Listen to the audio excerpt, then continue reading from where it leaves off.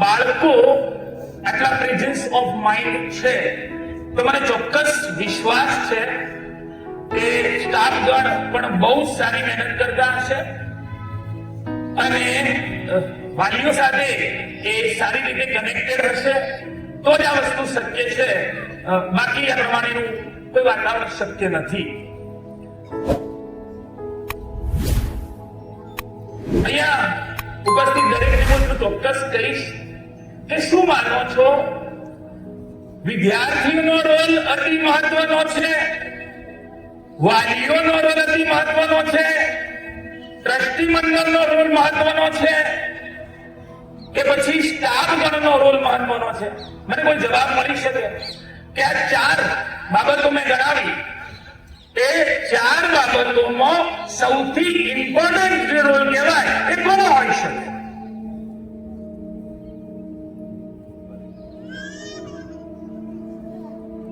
ઉપપ્રમુખ શ્રી કહે છે કે મેઇન રોલ વાલીનો હોય. બીજા કોઈ કઈ કહી શકે છે જે પોતાનો વિચાર હોય?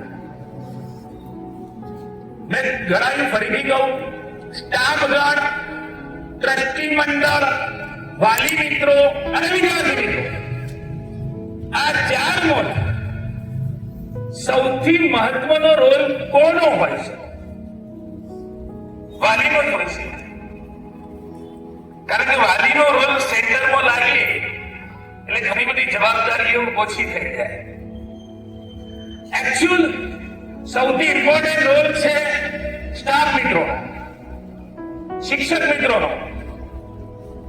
અને રીઝન છે, અને રીઝન એ છે કે દરેકનો વિશ્વાસ એમના પર ટકેલો છે. ટ્રસ્ટી મંડળે એક સ્ટાફ આ શાળાને આપ્યો. કેવી રીતે આપ્યો? એના પર વિશ્વાસ રાખીને આપ્યો છે કે આ સ્ટાફ, આ પ્રિન્સિપલ મેડમ અમારી આ શાળાને બહુ જ પ્રગતિ કરાવશે. એક વિશ્વાસ. નંબર 2, વાલી એ સ્ટાફગણ અથવા જે આપણા શિક્ષક મિત્રો છે એમના જોડે વિશ્વાસ રાખી પોતાના બાળકને બેસાડે છે. એમનો વિશ્વાસ પણ એમના ઉપર છે. અને શાળામાં ભણનારા આ વિદ્યાર્થીઓ એ પણ એમના જે ટીચર્સ છે એ ટીચર્સ કે છે એ દરેક વાત સાચી માને છે કે આ વસ્તુ મારા સરે કહી એ સાચી, મારી મિસ અથવા મારી મેડમે કહી એ જ વાત સાચી. ઘણી વાર તો મા બાપ જોડે ભરાઈ જતા કે ના તમે ખોટું કહો છો, મારી બહેનબહેન કહેતા હતા અથવા મારા સર તો આવું કહેતા હતા, તમે ખોટું કહો છો. તો વિદ્યાર્થીઓનો ભરોસો પણ શિક્ષકો ઉપર છે, વાલીઓનો ભરોસો પણ શિક્ષકો પર છે, અને ટ્રસ્ટી મંડળ નો ભરોસો પણ શિક્ષકો પર છે. તો સેન્ટરની અંદર કોઈને ગણવામાં આવે તો એક શાળાનો સ્ટાફ છે જે દરેકે આ સ્વીકારવું પડશે. સેન્ટરમાં છે, રોલ તો દરેકનો મહત્વનો છે, અને સેન્ટ્રલાઇઝ રોલ જેને કહેવાય કે જેનાથી બધા કનેક્ટેડ છે, જેનાથી બધા કનેક્ટેડ છે, એ આપણા શિક્ષકોનો સ્ટાફ છે. અને જો આટલી જવાબદારીઓ આપણા પર હોય તો આપણે નિશ્ચિત સમયે થોડા એડવાન્સ થવું પડશે. સમયે કદાચ કાળક્રમે આપણા અંદર કોઈ આળસ આવતી હોય તો એને ખંખેરવી પડશે. અને આ યુગ, આ ટેકનોલોજી અને હાલનું જે શિક્ષણ લેવલ છે એને કેવી રીતે આપણે એમ કહેવાય કે એના સાથે કદમ મિલાવીએ એના માટે સતત એક હોમવર્ક કે લેસન કરતા રહેવું પડશે જ. ન માત્ર આપણી પ્રોપર પોઝિશન કે પ્રોપર કન્ડિશન લઈ અને એના એક પ્રવાહમાં આપણે ચાલ્યા છે. એ માટે શું કરીશ? વિદ્યાર્થીઓને કેવું, કયા પ્રકારનું શિક્ષણ આપી શકાય?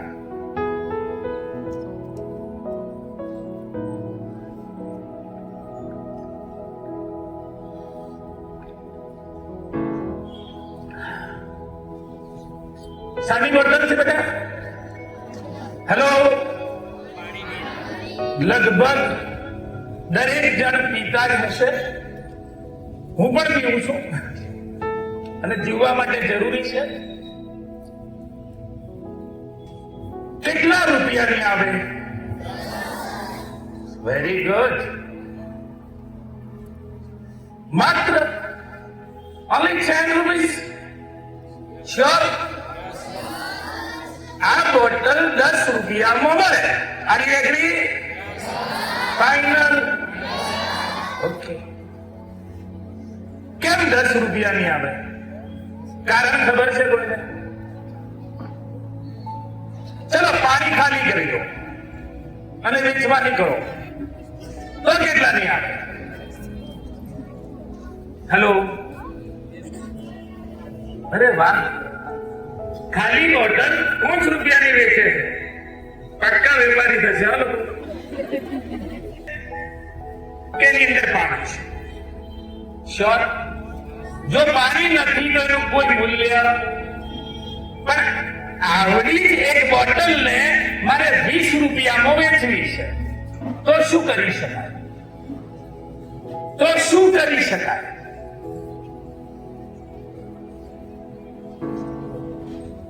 હેલો, આ બોટલ મારે માર્કેટની અંદર 20 રૂપિયામાં વેચવી છે તો કદાચ એમાં શરબત ભરી શકાય. શું ભરી શકાય? શરબત. જો શરબત ભરવામાં આવે તો આ બોટલ 20 રૂપિયામાં વેચાય. Yes or no? Good good. આ જ બોટલ મારે કદાચ 40 રૂપિયામાં કે 50 રૂપિયામાં કે 60 રૂપિયામાં વેચવી છે તો શું ભરી શકાય? સપોઝ ફ્રૂટ સલાડ, સપોઝ બદામ શેક. ઓકે, સારો બદામ શેક હોય તો 100 રૂપિયાની બોટલ. ઘણા મિત્રોને એમ થાય છે બોટલ પર કેમ મંડી રહ્યા છે? બોટલ બોટલ એની કિંમત 100 રૂપિયા આપણે કરી દીધી. પણ માની લો કે આટલી બોટલની અંદર એક પીગારેલું તોમું ભરેલું છે તો એની કિંમત કદાચ 300 કે 400 રૂપિયા થઈ શકે. એ જ બોટલની અંદર ચાંદી ભરેલું છે તો એની કિંમત હજારો રૂપિયા થઈ શકે.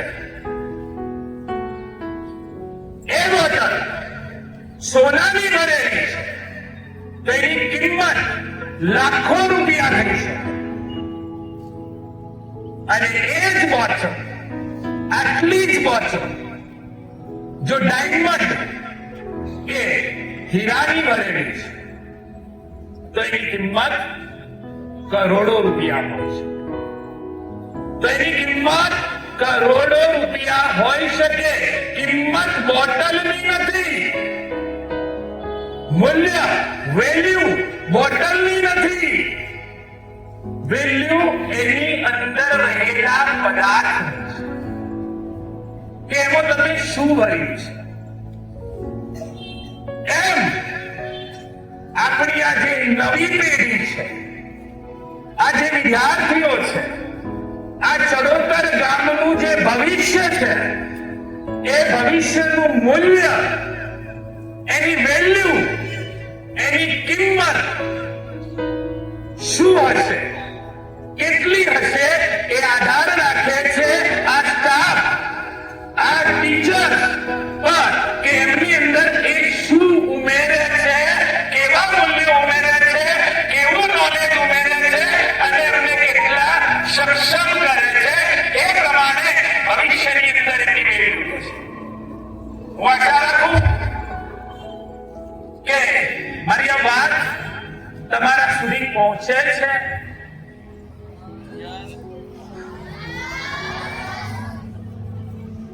અને એ કેચ કરવા માટે પણ બેટા તમારે તૈયાર રહેવું જરૂરી છે કે આપણે શું મેળવીને જવું છે. જો તમે એવું વિચારો કે 40 મિનિટ કે 32 મિનિટનો બ્રેક મારે સર કે બેનની સામે બેસી અને આપવાનો જ છે તો હું ટોટલી પ્રેઝન્સ માઇન્ડ થી આપું, ન્યુટ્રલ થઈને ના બેસી રહું. જેટલું પણ મારા સર કે મારા બેન મને ભણાવી રહ્યા છે એ 100% હું સમજું. મને કોઈ કોન્સેપ્ટ ક્લિયર નથી તો એટ એ ટાઈમ હું એમને પૂછું. 40 મિનિટ તો તમારે એમ પણ આપવાની છે, બેસવાનું જ છે, સમય આપવાનો જ છે. તો પછી કેમ આપણે એમ કહેવાય કે ગેરહાજર રહીએ મેન્ટલી? જો આપણે ફિઝિકલી પ્રેઝન્ટ છીએ તો મેન્ટલી પ્રેઝન્ટ રહેવામાં શું વાંધો છે? પ્રોબ્લેમ ક્યાં જ આવે છે? જે વિદ્યાર્થી મિત્રો મને સમજે છે બરાબર ધ્યાનથી સાંભળો. પ્રોબ્લેમ ક્યાં જ આવે છે કે તમે ફિઝિકલી પ્રેઝન્ટ છો પરંતુ મેન્ટલી એબ્સન્ટ છો, અને મેન્ટલી એબ્સન્ટ છો માટે પ્રોબ્લેમ આવે છે. ઓકે, તો અને એ જ પ્રમાણે સ્ટાફગણ, જો કે બહુ જ સારું તમે કામ કરતા હશો, તમે તમારા વર્ગ પ્રત્યે ચોક્કસ વફાદાર હશો, નિષ્ઠાથી તમે કામ કરતા હશો, પણ સ્ટાફગણને પણ મારે એ જ કહેવું છે કે મારે ક્લાસની અંદર જવાનું છે, મારે મારા આ ક્લાસના એક પીરિયડની અંદર 40 કે 35 મિનિટનો સમય આપવાનો છે. તો હું 100% કેમ ના? હું 100% કેમ ના? હું એવું વિચારું કે આ સંસ્થામાંથી નીકળું. રિયલી મારે જે કહેવાનું છે એ કોન્સેપ્ટ અત્યારે હું કહી નથી રહ્યો. મારું આ કામ પૂર્ણ થશે ત્યારે ઓરિજિનલ કોન્સેપ્ટ પર પછી આવશે. આ ગામ માટે, આ સ્કૂલ માટે, આ બાળકો માટે રિયલી મારે જે કહેવાનું છે એ નેક્સ્ટ કોન્સેપ્ટ પર આવું છું. પણ ટીચર્સને એમ કહું છું, રિક્વેસ્ટ કરું છું કે રિયલી હું ફિઝિકલી એટલે કે શારીરિક રીતે એક વર્ગમાં 40 મિનિટ હાજર છું તો મારું બેસ્ટ પરફોર્મન્સ આપો. જે સ્કૂલની અંદર હું છું, જે બાળકોને હું ભણાવું છું, એ બાળકો મને અહીંથી ગયા પછી સૌથી પહેલા મને યાદ કરે કે મારા મિસ બહુ જબરજસ્ત ભણાવ, મારા સર સૌથી બેસ્ટ હતા.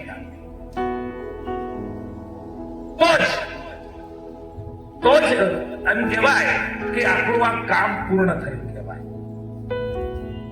તો જ ઈશ્વર, અલ્લાહ કે ખુદા આપણા પર રાજી રહે. ચોક્કસ તમે કરતા જશો એમાં મને કોઈ શંકા નથી. મારે કહેવો એ મારો વિષય છે એટલે આ વસ્તુ કહી રહ્યો છું. અને ચોક્કસ તમે કામ એ પ્રમાણે કરશો જ જેથી આ ગામ અને આ બાળકો, આ સ્ટુડન્ટ્સ એ આજીવન તમને યાદ કરશે. આ વિશે વસ્તુ બાળકોને કે એજ્યુકેશન લેવલને લાગુ પડતી ત્યાં સુધી આજે મારું વક્તવ્ય આપ્યું છે.